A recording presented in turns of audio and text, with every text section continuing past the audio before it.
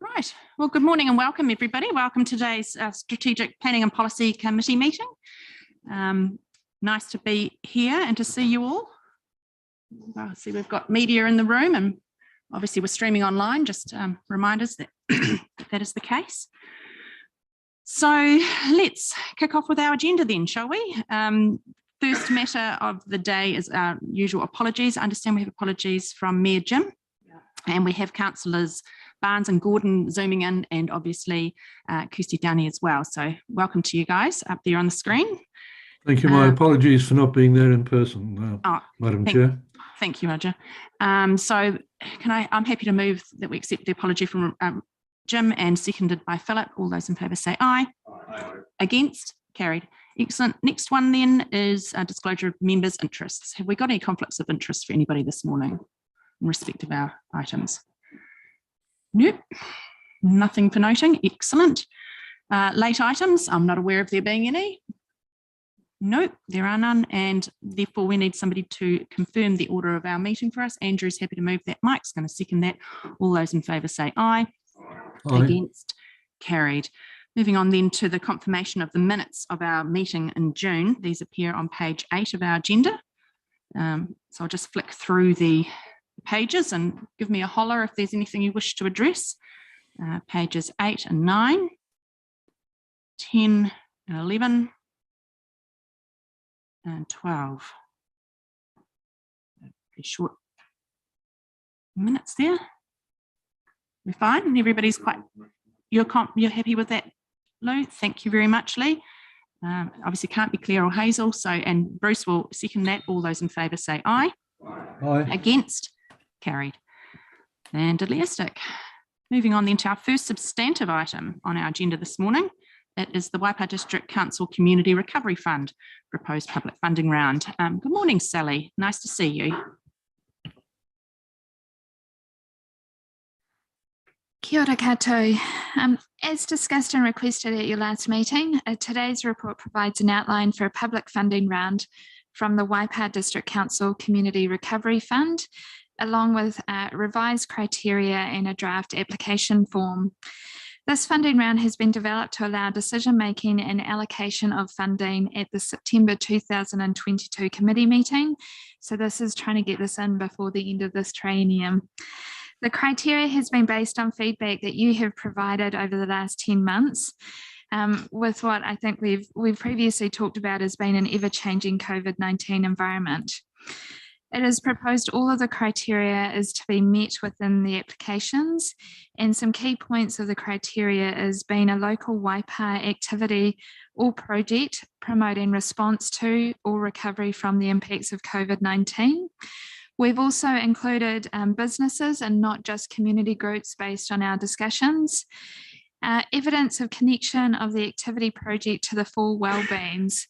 So this is once again to align with opening up to business opportunities, and we will add an explanation around the full wellbeings within the information to help applicants.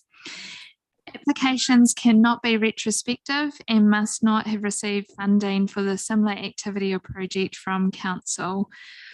So the draft application form included in Appendix 2 is an updated version of the first form we used, and this has been updated to connect with the criteria that's been set to show those connections through the application.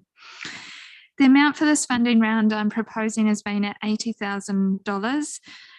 So this is based on discussions had at the last meeting, and allows for another funding opportunity in the new year as we're aware COVID-19 continues to be within our community, and we have got new variants coming into the country as well. So obviously still dealing with COVID. As part of the costs, I'm also suggesting some funding of up to $5,000 to help support advertising of this funding round to get that awareness out there, as well as developing some collateral as required. So based on your discussions today, really happy to receive any feedback, and we can update this to enable it to be go out to the community in a week or so to allow us to do that update there. So really open to any questions. Thanks, Sally. Claire, I think, and then Roger and Mike.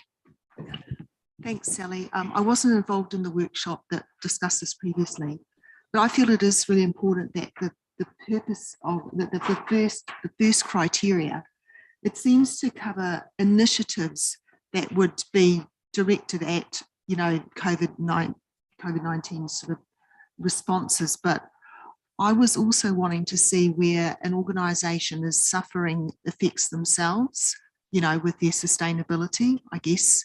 And that doesn't seem to be covered under that first point.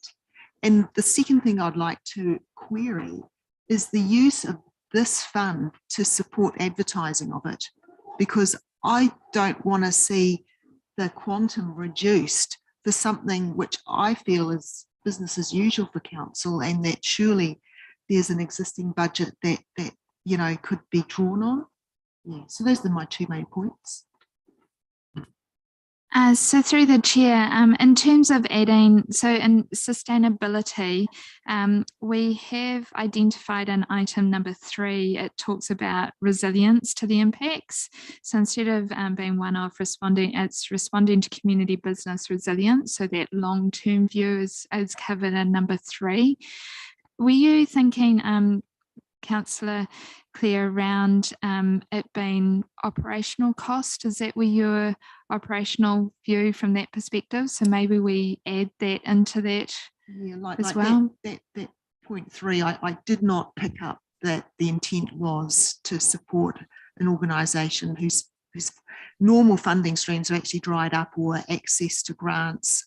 That's what I'm hearing from community groups, that they're either not able to fundraise or do the things that they normally were able to support themselves, and that the grants also that they might be relying on have certainly reduced. Yeah, so I'd be keen to see something about whose operational costs have suffered, or yeah. No problem. So you can add that, and maybe it's activity, project, or operational impact could be added to that first one. Yeah. In terms of the discussions that happened at the last meeting, we were asked to bring back what the costs could be to do this. So obviously up to the direction of the committee, if you would like us to utilise the fund for some of the collateral building, etc., cost around doing this funding, or whether or not I need to find that elsewhere. It's only a small amount that we're suggesting, so it's not a huge budget there. You comfortable with the inclusion of that word? Okay. Excellent, cool, thank you. Roger, then Mike. Yeah, thanks, Madam Chair. And my question was very much along the same lines as Claire. And really, we had discussed a couple of weeks ago an organisational that had, through the impacts of COVID, had sustainability challenges. And you've said that in terms of operational costs, this may well be now included, which is great. However, the circumstance that we looked at was really retrospective. And this set of criteria states that the application may not be retrospective. Is there any way in which such a retrospective performance, such as the one that we previously discovered, could be included within these criteria? Good point, Roger. Sally. So back through the chair, thank you for raising that. And the retrospective aspect has always been included within the fund itself. So very much up to take direction from the committee on whether or not you would like retrospective activities to be considered or not. So we'll take your direction on that. I would certainly support that, because really a lot of these organizations do try extremely hard, and they put their minds and they get stressed out about the way that the organization is going.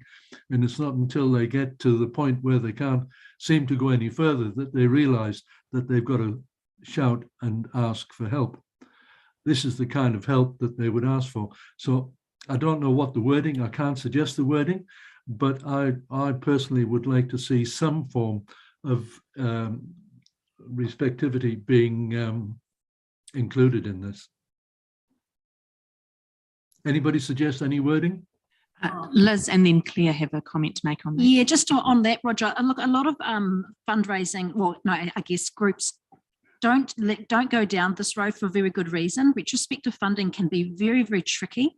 Any groups that are in the situation that you've outlined, I think, Roger, will have ongoing operational costs, or they'll certainly have I think, something that they can come to the council for to help, fit this criteria.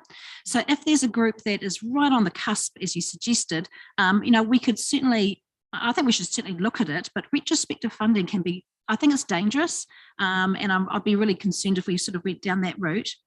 The other point I was just going to make, sorry, Sally, is that in terms of the ability to get this fund recognised and certainly promoted out there in our communities, we have existing organisations that can do that for us.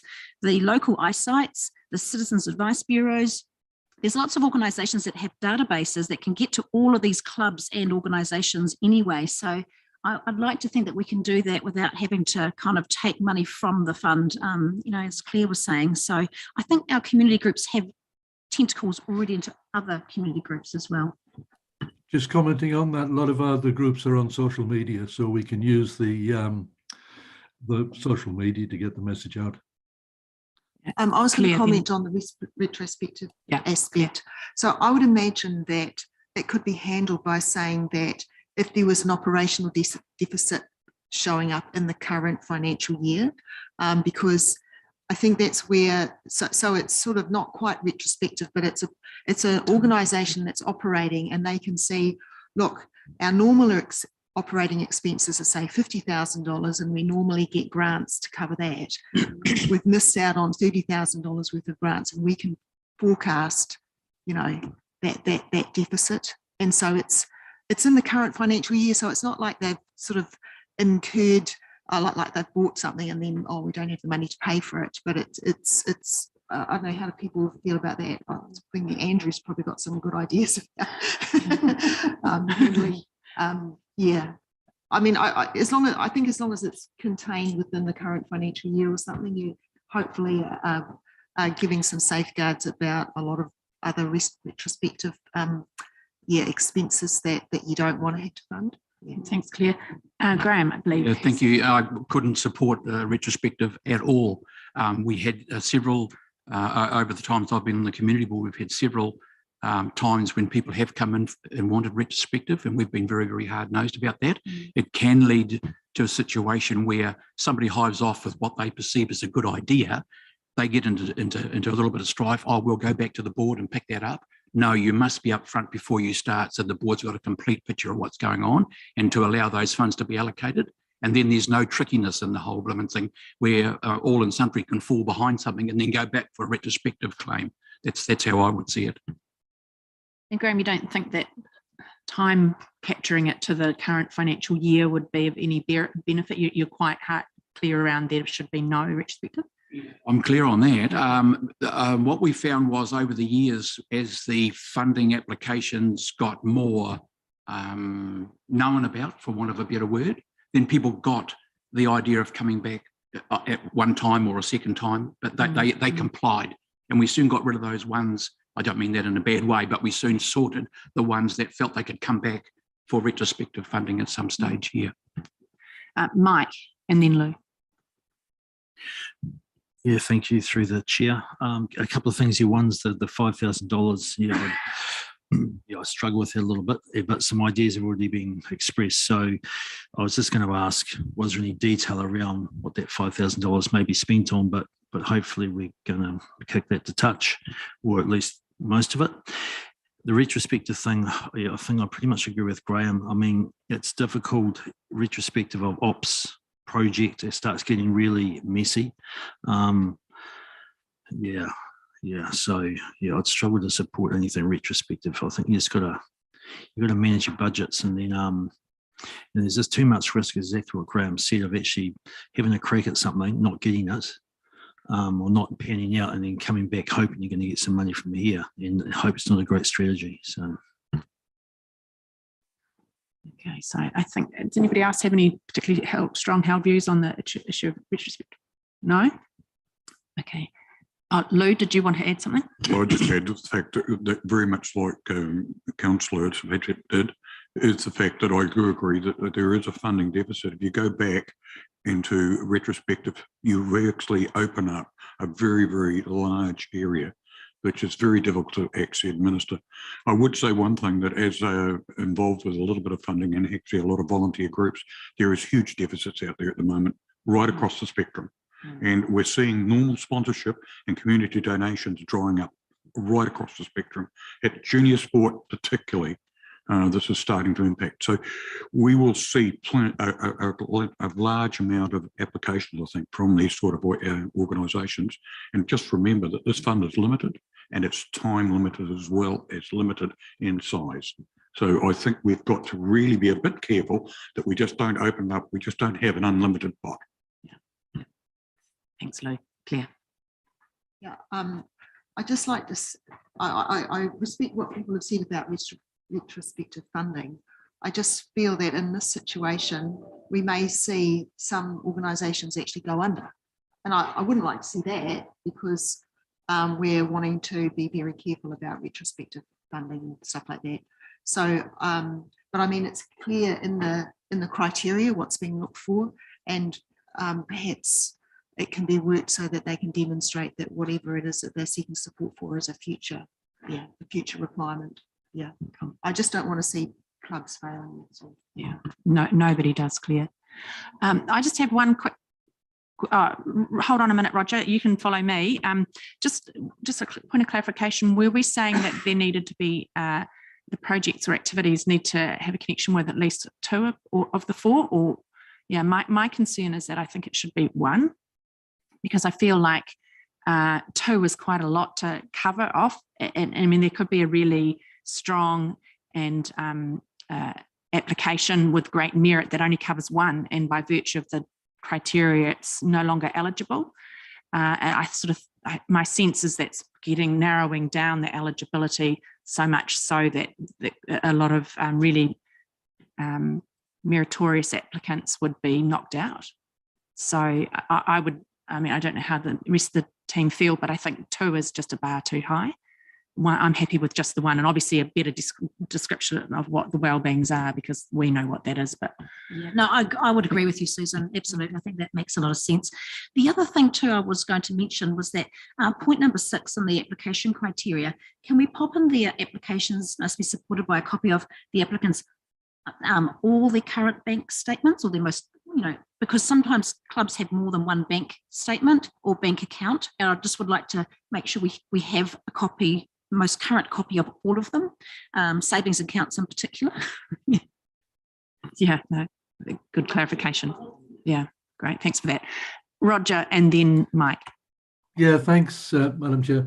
Yeah, I mean, having been a previous member with Graham and Mike on the community board, and fully aware of some of the techniques some organisations may have used in the past, I'd just like to bring us back to the fact that this is not a perpetual fund, or it's not going to be repeated forever. It's a specific purpose.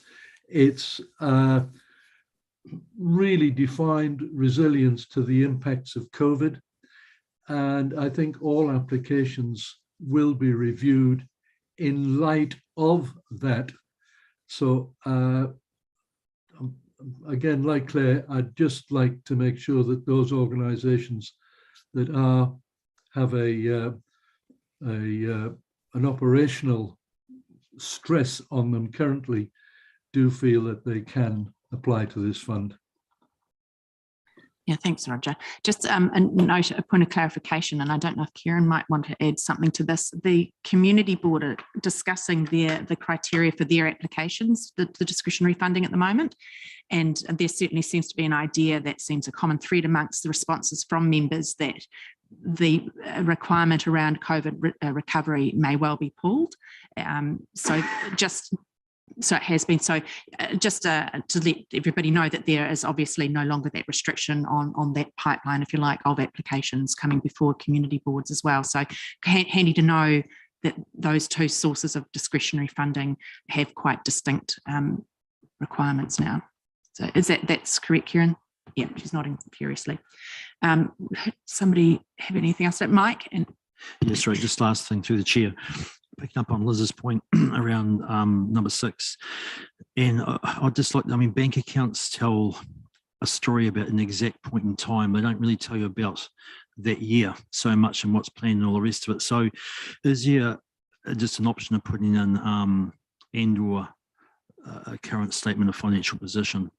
Because it sort of gives you much more detail than just bank accounts. Now, why I say and or is simply because some organisations that apply may not have that sort of detail, but a lot do, and it just gives you a real state of play of actually equity and you know how much money really there is kicking about. Yeah, I'd support a balance sheet, Mike. Definitely. Yeah. yeah, great idea, Mike. Thank you, Roger. Yes, Sally? So if I can just cover off those key points back through you, the chair. So we're adding in terms of number 1, activity, project or operational impact. So we're covering off that operational impact. And then number 2, we're covering off at least one of the 4 wellbeing. So changing that from 2 to 1. Within number 6, we're talking about all current bank account statements and or financial position statements, so inclusion of that in there. And we're remaining with the number 8, including it cannot be retrospective, but in terms of operational deficit, looking at that for this current year or a projection forward for that. And if I can go to the recommendations, from what I've heard in terms of B, we will be reducing the recovery fund budget to a value of 80,000. So removing that $5,000 for the advertising, etc., to come from internally. So I think that would be the change to the recommendation I would suggest through discussions. Could I just on number 6, can I, and this is what really I think we're looking for, is last year's financial accounts. Now, if they're a charity or they're worth this, every one of those will have the last year's total balance sheet. Then you get a picture of their assets, then you get a picture of their term deposits and everything. And we've found that invaluable in the community board, really, really invaluable. Thank you. No. I'd like to rectify exactly what Councillor Webber just said, because I work within a charity and distribute money from a gaming trust. And in actual fact, we find that this is actual fact. Any charity has to register and have a balance sheet. And I do think I go along with Mike over there, or Councillor Pettit, with the fact that we need that. It gives us a broader picture. Just remembering that this fund is, as I said originally, quite limited and quite time constrained. So we can't go digging into details. I just wanted to add one thing while I'm speaking. We might get flooded with applications, and this is quite a possibility. And would we actually like to record those? Because we are facing, I think, quite a large crisis here. And we saw this with our last discretionary fund through the community board. We had far more applicants than we had funds by a large degree. And I was just wondering whether we actually utilise this as stating that we may have to get some funding from central government or some way to actually recover this or actually help with this. But we need the figures first to be able to go out and do it. So I just thought it's a thought in there as a side. Thanks, Luke. It seems to me we're going to have to amend paragraph C in terms of the recommendations, because that appendix 1 is not as it appears in our agenda. So are we happy just to add wording? So if I may, Sally? through the chair, I think magically some amended wording is going to appear as I speak. Well, look at you. Look at you go. Here's one you prepared earlier. So we may need to, so in terms of recommendation number C, that has been updated to add the words or operational impact. My eyesight is now going on that screen. That's a really long way away. There we go. After the words, yeah, I can't do both. After the words activity or project and point I think that's in point 1, Joe, not 3. Amending point 2 so that an activity or project only has to connect with at least one of the 4 wellbeings, and amend point 6 to make it explicit that applicants must provide all of the applicant's current bank statements or provide a financial position statement and the last year's financial accounts. So we may in item 1 and 3 add that first one. So in number 3, the activity or project or operational impact supports long-term. So we'll put that in 3 as well. So, and if we can just add point 1 and 3 to that first line there, Joe, under C1.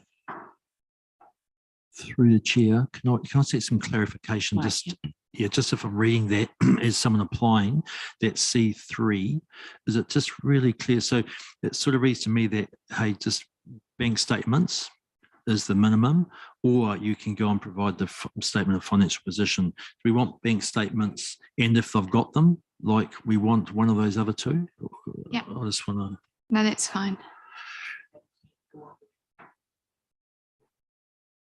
Yeah, just at the moment, it's just bank statements, really, isn't it? Mm. Yeah, and then just back to B. So that 5,000, will that just go back into the pot for the next funding round, effectively? Yes. So we could still keep the 85,000 and stay within the proposed budget. So it's just something I'll throw on the table that it could be 85,000 still. To actually put into this, listening to the comments around that there's hurt out there. So maybe what do? Can we move that stays at 85,000 in its current wording? So if we remove a budget for the advertising of this, we're really, I mean, this was something that I was quite mindful of at the beginning. A lot of the reason why we had difficulties, I guess, with people applying was that we felt that there might not have been exposure or knowledge of it in the broader community. I'm just fearful, although I don't like the idea of eating into funds for the purpose of advertising. I just feel like we need to make sure it's marketed properly. Otherwise the funds just will continue to sit there. So I'd be loath to use our internal channels or drain another budget for other great work that's going on to meet this end. I don't want to sell it short.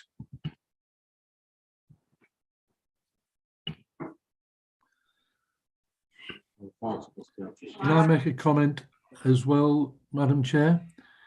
C4,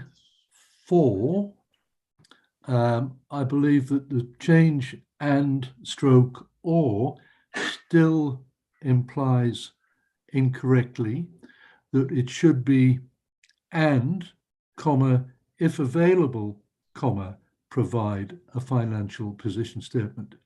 We don't want them to provide a balance sheet instead of the bank statements. We want the bank statements as well as a balance sheet, using the old terminology. Yeah, agreed. Totally agree, Roger.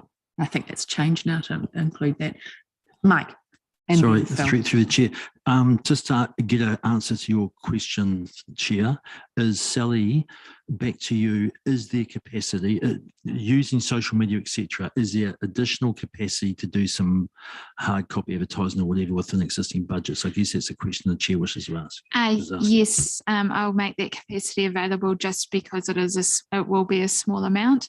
I think the points that were also taken earlier around utilising existing groups and their networks to distribute this, as well as our own networks, going throughout to all our leaseholders, etc. So I think from that basis, if you also share this as well to your networks, I think we should get a really good coverage. So for the fact that I think this will be a small cost, yes, I will incorporate those into existing budgets. Great, thanks. Thanks, Phil, and I think that might wind us up. Yep. Yeah, just really briefly, I mean, once you get the wording right, of course, I mean, the money's there to be used, and people, and everyone said, you know, there's groups hurting out there, so we've got to let them know that it's available. So thank you. Great. Okay, so subject to those changes as they appear in the recommendations on the screen, Mike, you happy to move that for us? and Liz will second that. I put it to everybody. All those in favour say aye. Aye. Against? Carried. Oh, I've got Sally, Bruce. just as a matter of clarification on page 17, I was talking to Graham about in the financial considerations, the third bullet point at the bottom of that page, page 5 or page 17 of our agenda. This says that we've got 180,000 remaining and we carried forward. Does the 80 come out of that? Or okay, no, that's good. Thank you. great. Excellent. Thank you, Sally. Right, moving on then in our agenda to the district plan work program, July 2022. Joe, good morning. Kia ora, take a seat.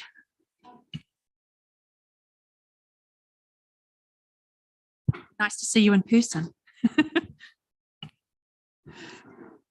Oh, Mike, it's good to be here. It's quite weird to be at a meeting in person after all this time. It's quite exciting.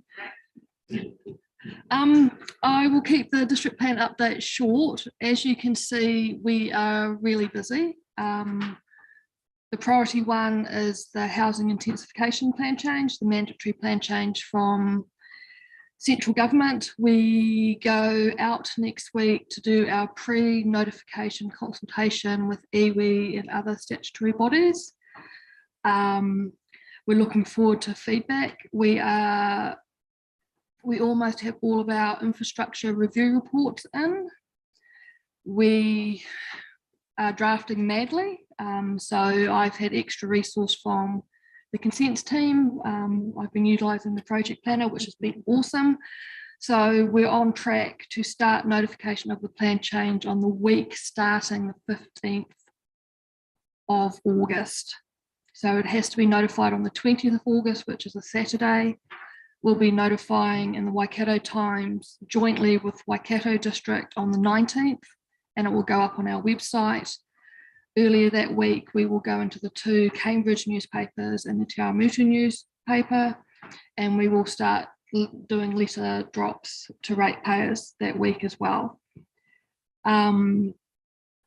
There will be a council workshop on recommendations that have come out of the technical reports that we've had done, and I will be bringing to the next SPMP committee the plan change as a whole for comment and for approval to notify. So we're feeling on track.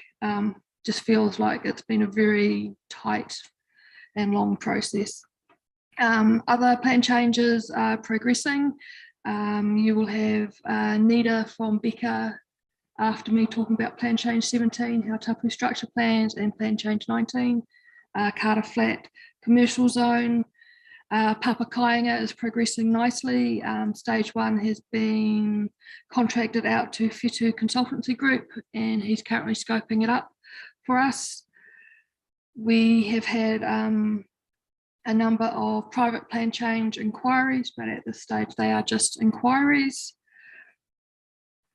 And the only other aspect, because it's the next item on the agenda, is draft plan change 21. We are looking to defer the notification of that until early next year, to align with Hamilton City, who will be notifying early next year as well, but also to give a little bit of breathing space between plan change 26 being notified, and then we can start on PC 21. And the last update is we get a graduate policy planner starting on Monday. Very exciting. Excellent. Very exciting. Wonderful. Thank you, Joe. Very busy times. Can I just say something? Is there any appetite to call plan changes anything different than the numbers?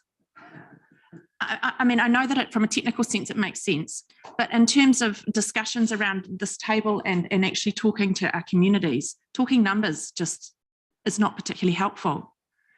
I mean, if we use some other descriptor, it might actually have a greater meaning. I mean, I sit there and I assume, I'm being a very average person, that half of the people that you talk to won't understand what you're saying. So I'm just sort of, it's just a, conversation starter really for 10. Is, perhaps it's something we could look at going forward, because it has more meaning if a draft plan change has a descriptor rather than a number. And I understand the technical sense or need for it, but in terms of conversations beyond our offices, I think it would be really helpful. Look, I would completely agree with that, Susan. And in the conversation with the Chamber of Commerce yesterday, because there are so many plan changes, and we're all getting a bit confused in our numbers actually. So a better descriptor would be helpful. I feel a little bit like a one-armed bandit. My eyes kind of go round in my head, and I'm trying to work out what plan change it is. So just putting it out there. Yeah, seems to have a bit of positively run table. Mike. Through the chair, what about keeping the numbers and then just bracketing the actual descriptor? Because I can see why the numbers are actually fairly important, but I totally agree with what you're saying. I can't really see why we couldn't have both. Then the numbers get lost to the people who, are not interested in them. Yeah. What we have been trialling when we've been talking to people is using the descriptor first. Excellent. So for Plan Change 26, I've been talking to people about the residential zone intensification or the housing intensification plan change. So we've been trialling just flipping it. Yeah, excellent. More than happy to keep doing that, and it will also give us the ability to think about the use of better descriptors. Excellent. Yeah, and sort of simple plain English that moves away from local government jingoisms. Clear. I just want to remind people that I've got a conflict of interest on the 17 plan chat, and with Lou, like we're on the hearing panel, we were advised not to contribute to the conversation. I should have, and Monty will be the same for the 19. Oh yeah, that's right. Yeah. So I should. That's all right. Clear. Roger. Thanks, Madam Chair. I'd actually forgotten about, I was going to make a comment, so I'm going to actually declare the conflict as well, I suppose. That's all right. Okay. No, thank you for that. Sorry. That was just my little sideshow there. Lou, Lou and then Mike. Oh, okay. Mike. Oh, and Liz. And Roger. Okay. Anybody left in this room? So, Mike. Yeah, thank you. I can speak. Hey, Joe, just a comment on those pre-planning meetings and the staff's comment. I see there's six plan changes in the wind at the moment, I think it is, and 4 of them staff have sort of said, given some feedback that's not positive. How much influence does that initial pre-plan change meeting have on people moving forward, and how much correlation has that got to actually when it comes to a committee or comes to a commissioner? Has there been staff who sort of said no, but people follow it through and it's got through? I just want to know some detail around that. How much influence? I don't have those details just because of the time I've been here. Tony Quickfall, my manager, does a lot of the pre-applications. My understanding is they're just a discussion about the viability of taking a private plan change forward. Sometimes it won't be a private plan change, it will be a matter that can go into an existing plan change that we've got. If a private plan change is put to council, we are required to accept it. And that pre-application discussion becomes just that. It's just a discussion, there's a file note, and we move forward because the plan change has to stand on its own merits with its own evidence, its own technical reports. Are there any other questions for Jo in respect of her report from those who can? No? Bruce. Jo, just on plan change 17, the scope's been increased. What's the total area of plan change 17? Do you know? Okay, there's 16 hectares more coming into it, planned, hopefully, whatever. I would actually have to go back into. Oh, it's not. Yeah, back into the file for that. Sorry. Okay, just one other note, the link that appears on page 33 isn't working. Sorry, I will. It's all right. You get to your old 404 not found error. Oh. So might want to have a wee look at that one. So on the basis that there are no further questions for Jo, obviously the recommendation is just to receive her report. Busy report as usual. Mike's going to move. I'm happy to second. All those in favour say aye. Aye. Against? Carried. Fantastic. Thank you, Jo. Don't go anywhere. Nice to see you back, Joe.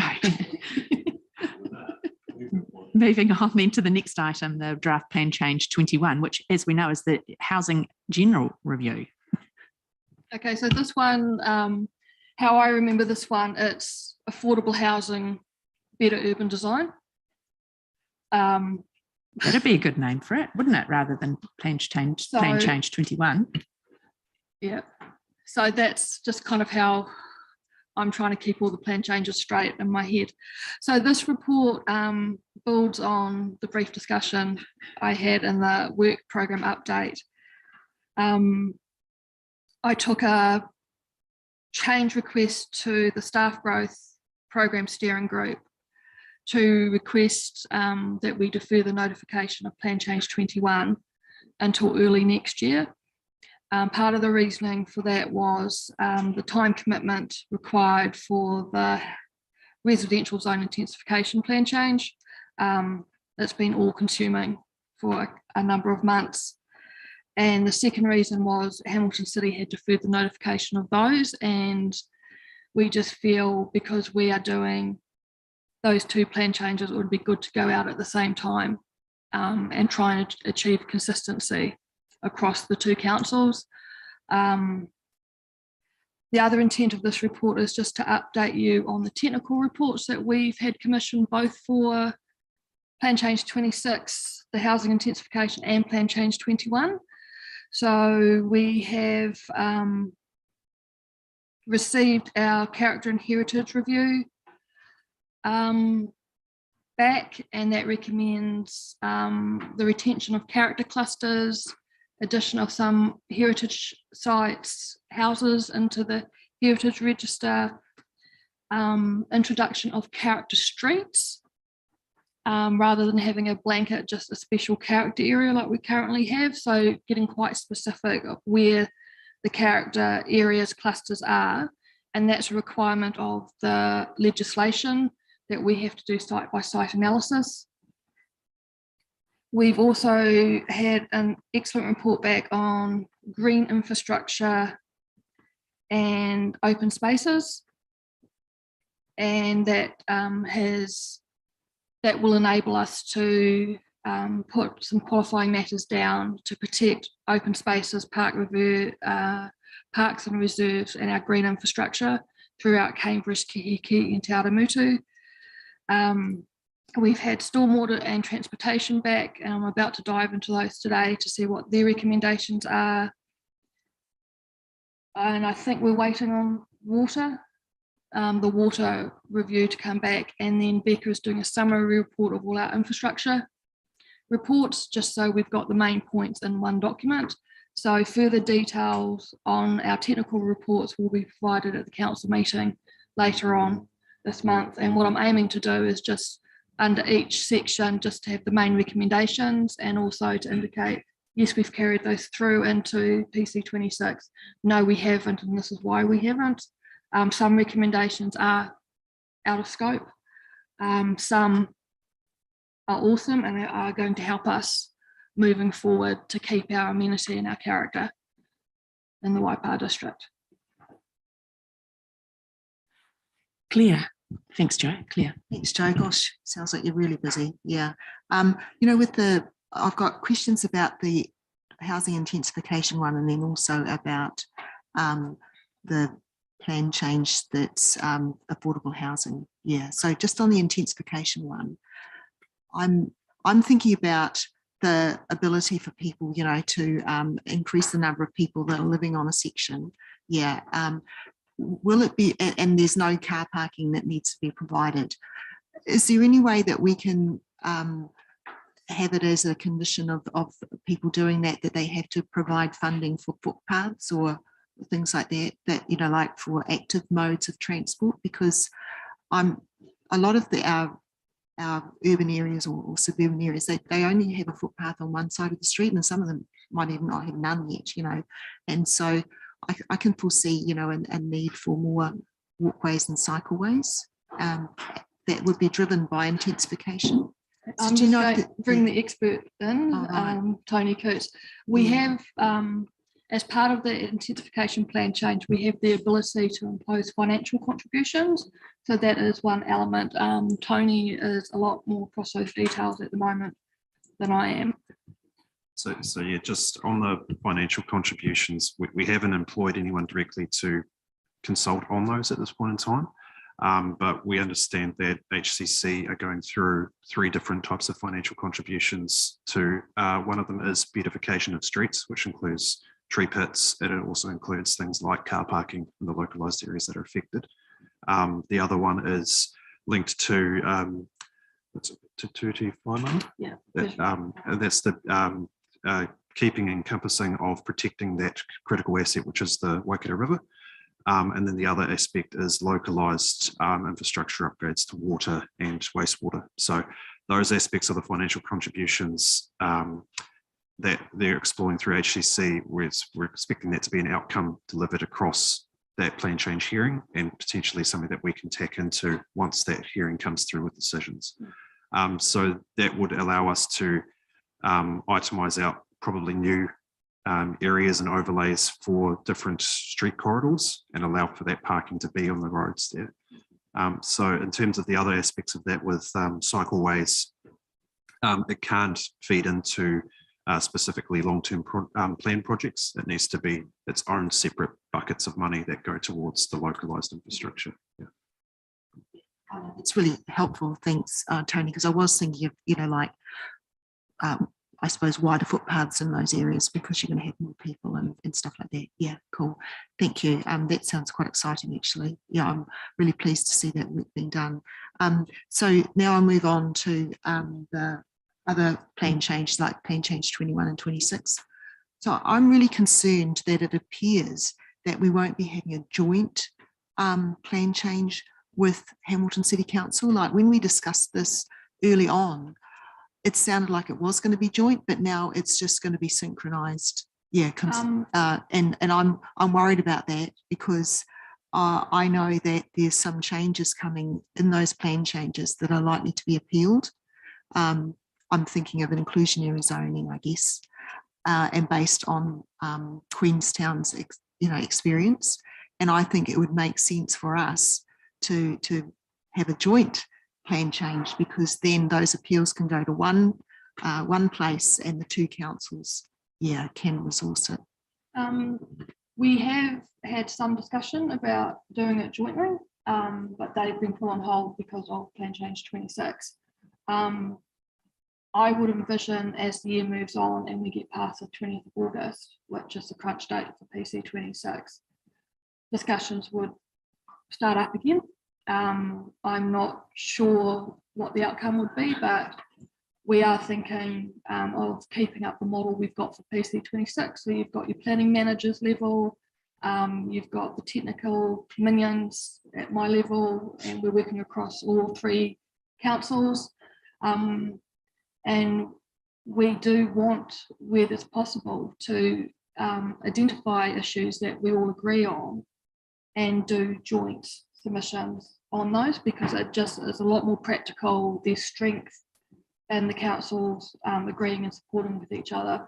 So I would expect that we would carry that through for the affordable housing plan change, because it's worked really well for PC 26. So my last concern is that the time frame is just going to be pushed out more and more because of the workload. Yeah, because I just see it needs to be urgently done. Yeah, that and Papakainga too, you know, yeah, to address housing affordability. Well, you're getting more of me. So we've got a graduate starting on Monday, a new administrator starting 25th, and another graduate starting 22nd of August. Unfortunately, they will be getting plan changes. So I'm determined, and Tony and I've talked about it, we will not let Papakainga slip. We will not let plan change 21 slip. They've only slipped at the moment because your policy team is 1 person, and both of those plan changes are amazing plan changes for a graduate to come in and be mentored and supported through. So the intent is that they won't slip anymore, and I can be pretty stubborn. So I'm envisioning that they won't slip anymore. Thanks, Joe. No, we have every confidence in you. Thank you. Thanks, Mike. Yeah, thank you through the chair. Just the plan change 21, page 37 of our agenda, the character retention work that was done there by Pawa Architects, led up, I guess, by Antanis's team. So firstly, hey, I think a great company was chosen for this particular piece of work. Local, absolutely head in the game in that sort of area across the district. My question is, the last part there, it is recognised that some of the recommendations from Pawa are outside of the scope of both the draft plan changes. So I just want to know how you sort of see, Joe, that fitting in, and also the work going forward. Would Pawa Architects be re-engaged here, for instance, or is that another piece of work that would go out to tenure and that sort of thing, or is there some sort of continuity? I'm envisioning that there would be continuity. The character heritage report is a good sound report, and it will allow us to build on evidence for the hearings for next year. And because Pawa has started it, I would prefer continuity. We may bring in another heritage specialist to do the heritage reports you need for each of the houses, so we can have those behind the inclusion of those houses into our district plan.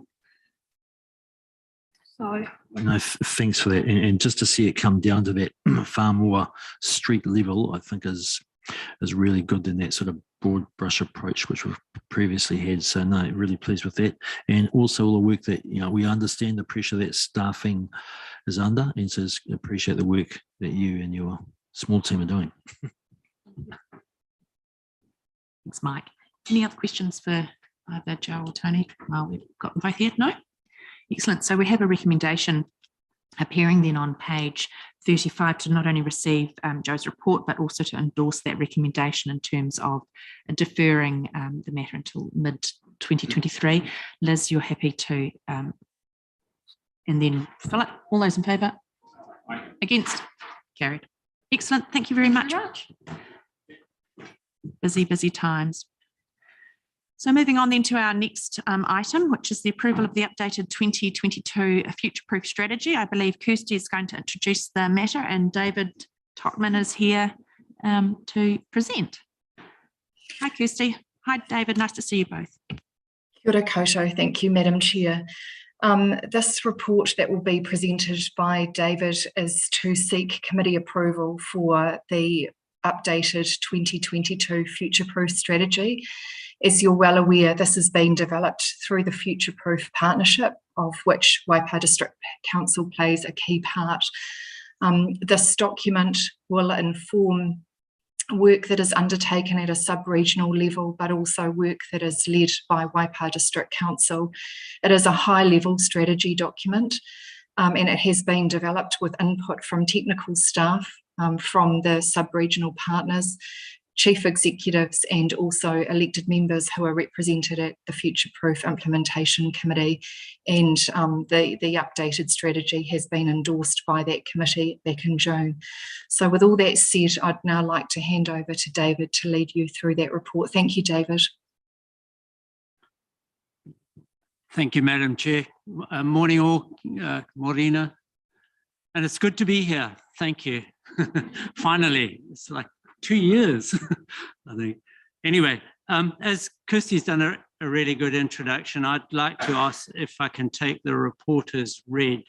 And I think it's just important to note the approval of the Future Proof strategy. It's a milestone event, but it's not the end of a journey. We've got a huge amount of government policy reform on the way, and Future Proof is going to be kind of a benchmark for a time, but events have already moved on. We've had the government introduce the medium density. Joe was just talking to you about this at the end of last year, brought in the medium density residential standard. Future Proof doesn't take that into account. So it's already kind of dated as a document, just to be aware. Thank you. And open for questions. Thanks, just a point to the chair. On page 173, we've still got Debbie Lascelles as the Chief Executive Advisory, just a point that she's left quite some time ago. So I just thought I'd mention that. But I'd like to thank you very much for the report, and I can understand it being a high-level document, and as you say, it cannot be manoeuvrable to getting, with current legislation right at the point of time. But I think it gives us an overview of what we should be trying to achieve, and congratulate you and all the people with their input.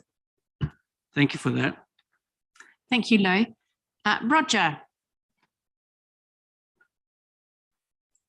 Yes, thank you, Madam Chair.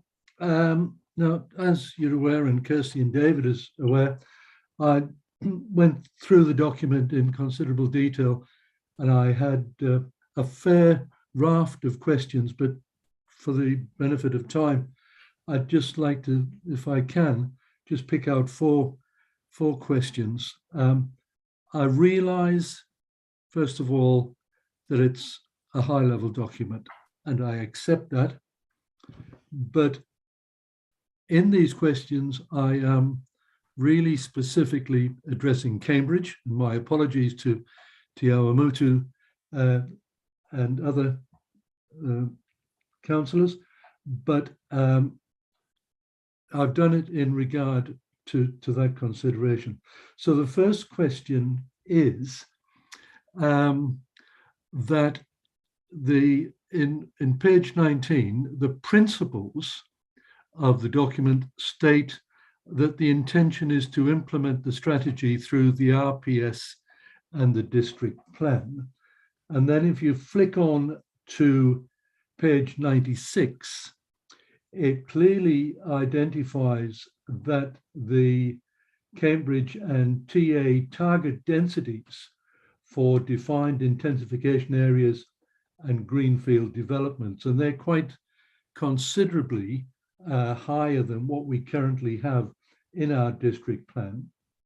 And then on page 112, matters for inclusion in the Waikato RPS change, it states that they will be. So there's no doubt that those intensification target densities are going to be included in the regional policy statement.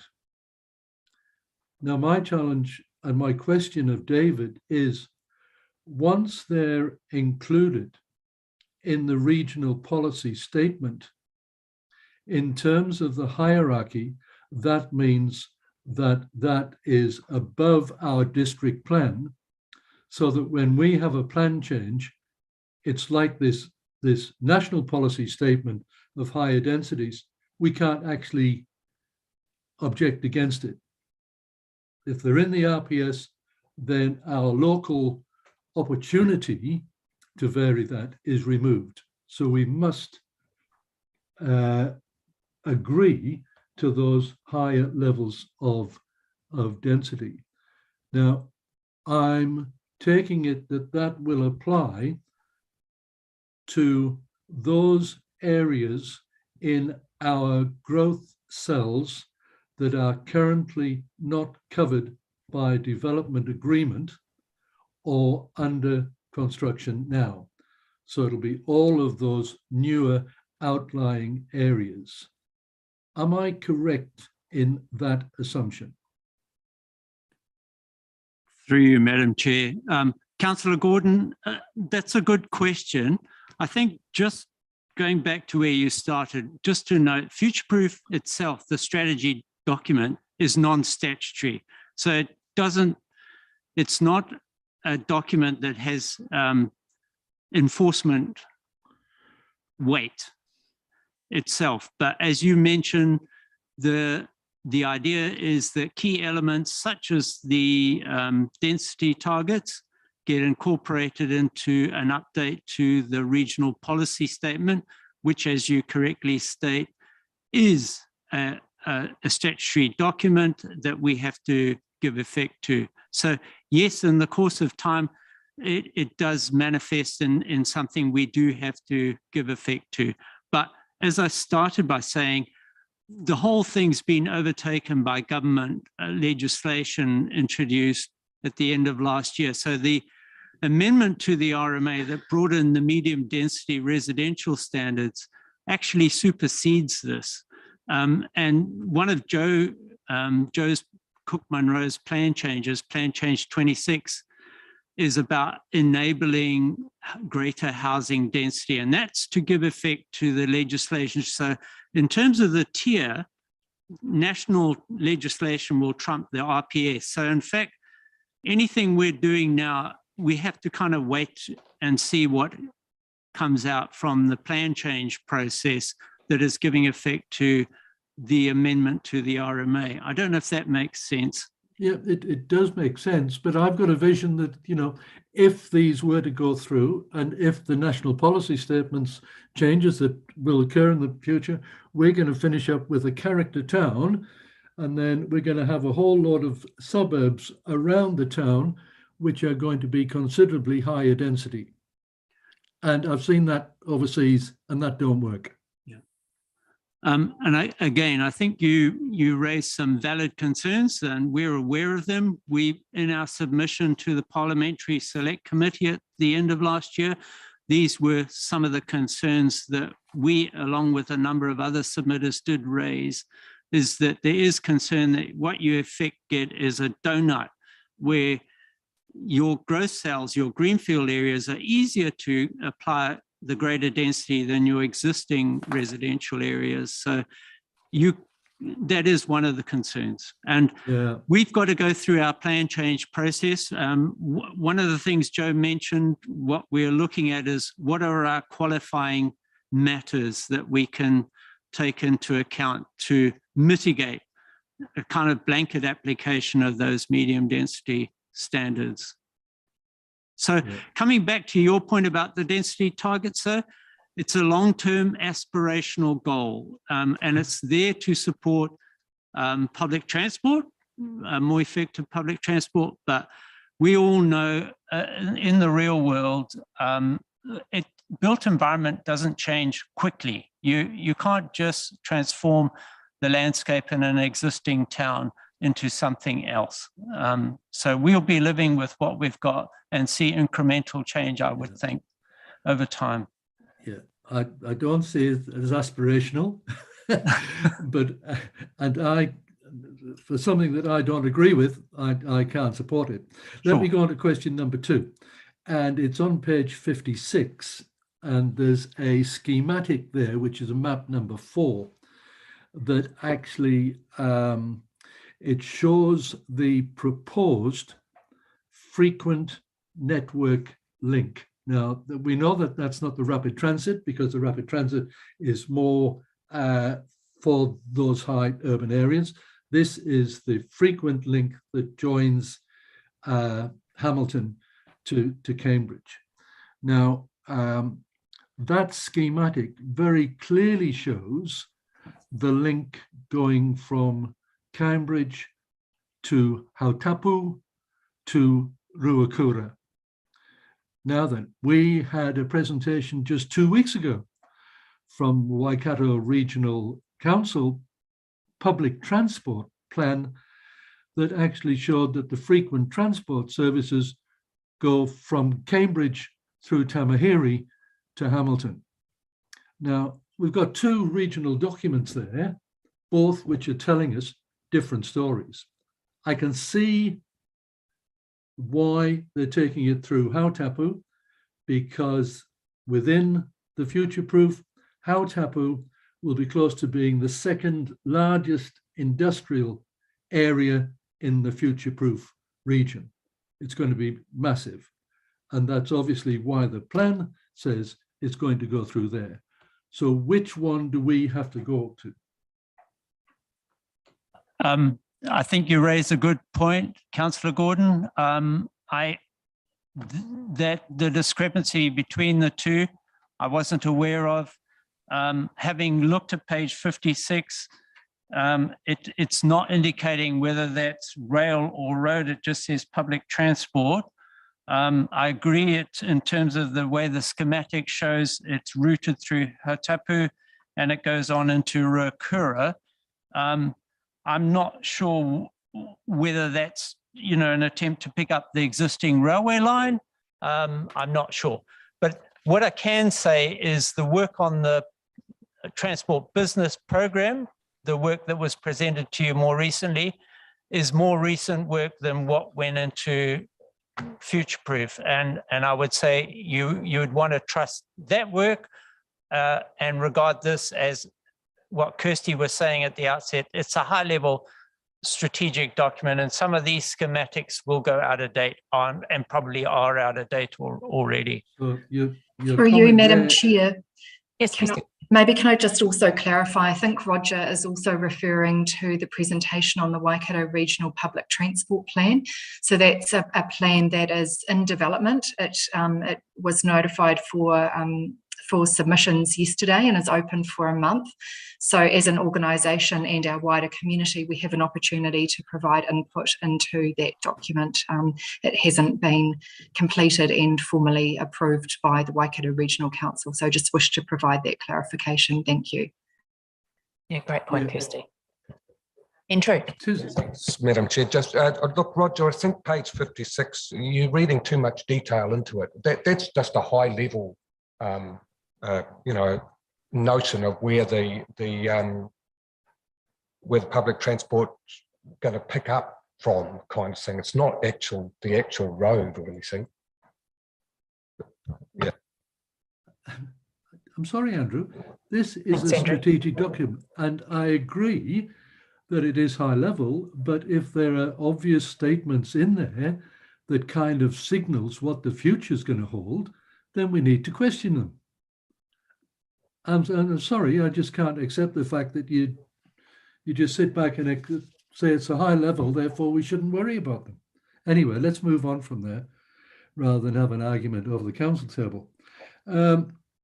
My next question is page 36, compact and concentrated, and it talks about the needs or the idea of a 30-minute city, 30-minute community of walk, cycle, and public transport. Now, I totally agree with that concept. Great concept. The challenge is with Cambridge, we've now grown to the size where we're now starting to get considerable communities that are outside of that circle from the inner town centre and services. Now, there's nothing in future-proof that actually looks at the need to address that 30-minute community in the provision of public transport systems into a town the size of Cambridge. Through you, Madam Chair, I would say that statement on page 36 is again an aspirational objective. It talks about through a more compact urban form, we are aiming to work towards a sub-region of 30-minute communities. So I think it's a valid one to make. It's one we are wanting to promote in terms of our own transport planning. We're working on both the micro mobility and the public transport. So it's looking at, I think, multimodal solutions, but with that goal in mind that you can live, work, play within a reasonable distance. Thanks, David. Do you have my, one more, Roger? Sorry.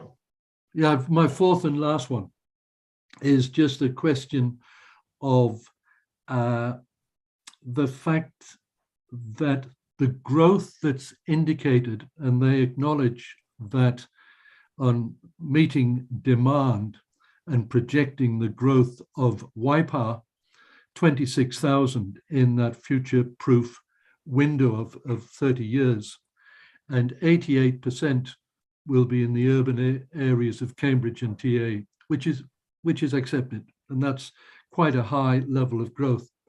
But if you look at how that growth is going to be spread, it's about 70% in Cambridge and 30% in TA, and that's really on the indications on our pre-35 growth cells.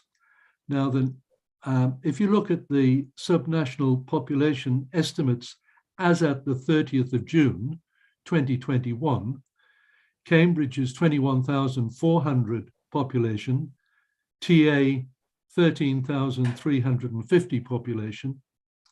And if you spread that growth that Future Proof talks about, that says that Cambridge will grow to 37,000, TA to 20,000, 720,000 odd.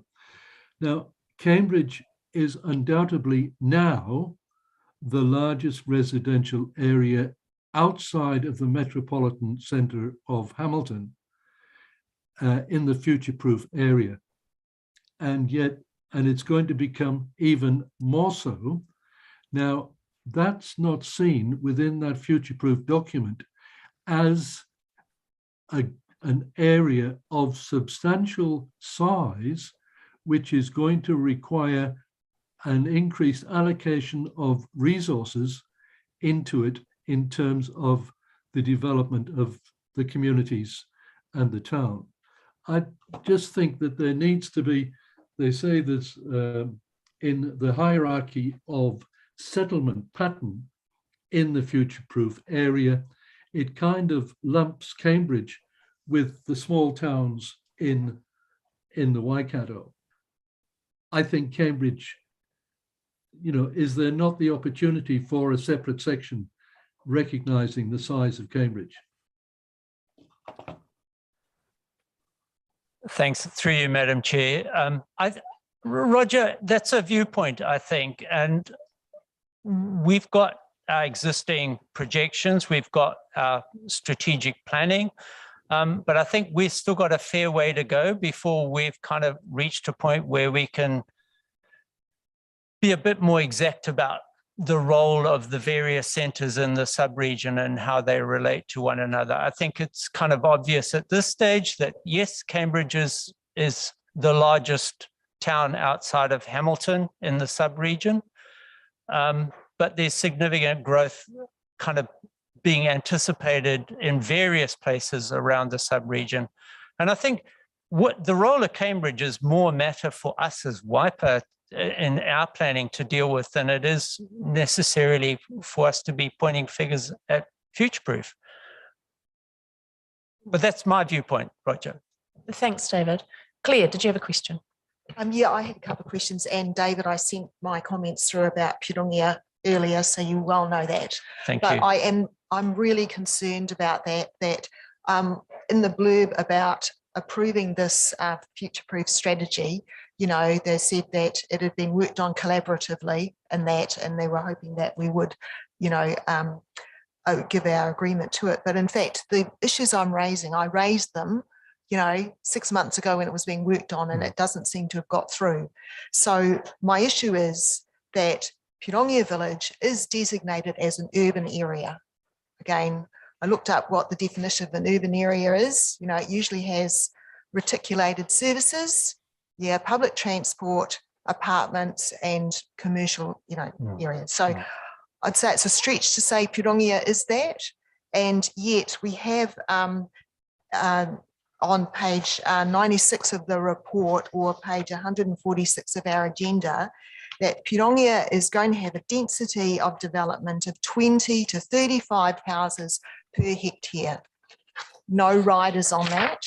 Now, you kindly pointed out that in another part of the document, on page 63, there's a little footnote. So that's on page 113 of our agenda. It says, Pirongia is not really expected to develop at this level because it doesn't have reticulated services like, you know, sewage. Yeah. But for it to still be in that table on page 96 to say this is the anticipated density of greenfield development, I really think it should be in the rural villages. Yeah.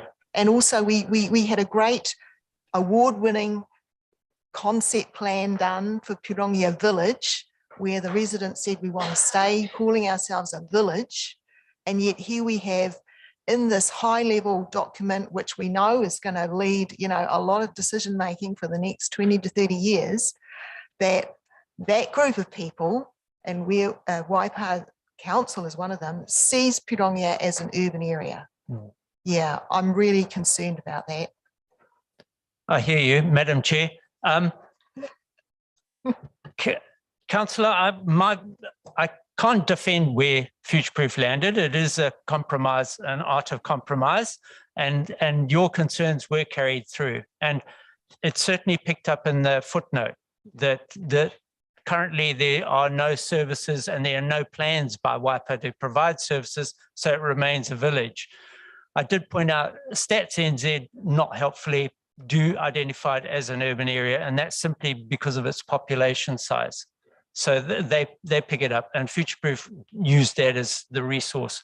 And the other thing just to note with this table that you're pointing to on page 96, what it does say in greenfield locations, and we know that there are no greenfield locations in Pirongia and there's no plans to do it. And that is one of the considerations, is that the moment if we ever did consider greenfield development there, the fingers would point, you need to reticulate. So that's, I think, where we've landed, status quo. Yep. Thanks, David. I guess it's cold comfort, really. But it goes on to that point that was raised by Roger about the donut effect, that the greenfield developments are the ones that are easiest, to get that high density. And so we're going to see. Absolutely. Really, and that is a great concern as well. Yeah, and I think this goes back to we as Waipa need to be in the front seat in terms of our planning, our strategic planning, so that we're providing information to the likes of a higher level body, be it Future Proof or its replacement in the future under the local government reforms. Okay, could I just make some general comments? Like at the beginning of the document that sets out the strategic view, it's very little on climate change and emissions reduction. It does come through later, but honestly, we really need to be having it, in the front seat. Thank you. And I'm really concerned with rural residents in the Future Proof area. Like, this has got an immense metro focus, but we still have rural people that are going to want to be able to drive into the cities or the metros and be able to park and do their stuff. And I think we've got to be catering for them as well. And then just on some of the maps, there was some stuff that was missing, like for the community facilities, the Sir Don Rowlands Centre isn't on there, which I found rather strange. And then for the blue-green network, the Mangatautari to Pirongia Ecological Corridor project wasn't designated either. And I'd really like those things to be updated. Yeah, but generally, if I can get over my concerns about the forecast development density for Pirongia, I might be able to support the document. Yeah, thank you. Thank you. Thanks for those comments. Liz. Yeah, look, I was just going to kind of wrap up a little bit, I guess, and just say that I guess this has been quite a tricky time for the Future Proof Committee. No question, 3 councils who are all undergoing growth, but also undergoing a great period of change individually, and in a time where there's so many uncertainties as well. I guess the good news when reading this document is that there will be another review prior to 2024. And I think that's reflective and very timely because we, sitting around this table, what does the next 2 years actually look like? So I guess, addressing all of the concerns that we have and what change may or may not happen. I mean, growth is just such a fickle thing right now. Immigration is at play here, and obviously COVID hopefully has gone away, but who knows? So I guess, having another review prior to 2024, I think will alleviate a lot of the concerns around this table, and everyone is going to continue to watch localism, watch this, all of the different environmental impacts and patterns that we'll start to see. So yeah, I think this document should be approved today, and like I say, keeping a really close and watchful eye on what the future holds. Yeah, thanks, Liz. Any other comments? Andrew. Thanks, Susan. Yeah, look, Claire, I totally understand your concern page, what is it, 146 in our report anyway. because it is inconsistent with what we know to be facts, really. I don't think there's any prospect of sewerage reticulation happening in Taronga, and I guess you can take a little bit of comfort in this not being a binding document, but it would be nice if it was a little more accurate in that respect. And Liz, yeah, I agree with your comments, absolutely. So. Yeah.